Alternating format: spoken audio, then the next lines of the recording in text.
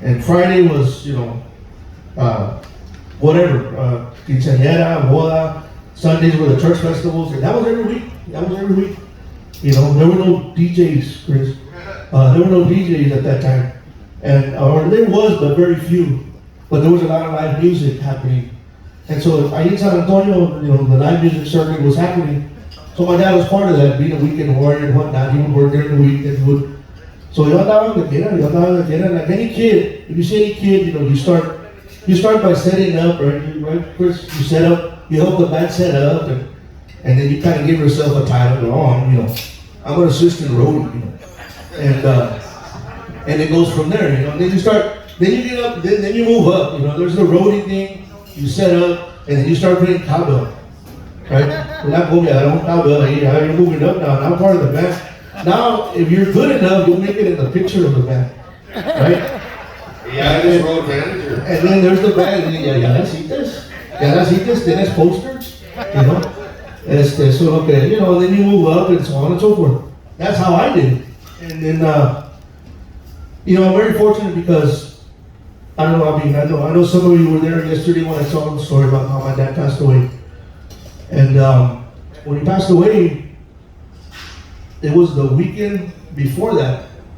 The drummer didn't show up. I don't know what happened, but the band he was playing with, they were called Monte Carlo. I remember they were playing it was actually a wedding, and the drummer didn't show up. So I told mi mamá on the table, con los carritos y todo. Y me dice that, hey, ¿no te acá? ¿Qué pasó? He goes, you're going to play drums tonight. What? He goes, you're going to play drums tonight. His name was Rudy. The drummer's name was Rudy. Rudy didn't show up. I don't know what happened.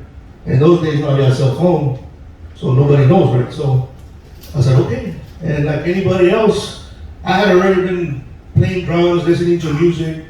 I started off, me acuerdo que me compraron un, do you remember the Crest? Do you remember that? Yeah. It was like Kmart, right? They bought me a little drum set, and I remember it had Animal from the Muppets. That was my first drum set. So I tore that thing up until one Christmas they bought me a real drum set, and I said, whoa, okay. And my dad said, look, you and your mom worked hard to get that, so you better put it to use. So every day after school, boom, I told him practicing. And of course I was practicing all the Pulido stuff, mainly. But of course all the stuff that was coming out on the radio, and in those days, it was in the early 80s, so fast forward back to this gig where my dad says, hey, you're gonna play with us. So I played the whole gig, and I got a chance to play with my dad in his band. And so at the end of the night, the guy gives me $40, the manager of the band, and I said, Dad, what's this for? He says, well, because you played. So I said, give it to Mom, And ese tiempo, pues, now you give me $40, but I'll be running out the door, right? Pero and then those days, it was just funny because, and that's how I grew up into it, after my dad. So going back to that story, the week after that is when my dad passed. But I'll always cherish that moment because I got a chance to play with him. And I knew what that felt. So like I said, when he passed, I felt there's I gotta finish this. I gotta finish what he started. He got me in this. And here we are 23 years later. Gracias a Dios, I've had my own band for 23 years. I went through a lot, as a drummer. I played with so many groups. Of course, more known with Jay Perez.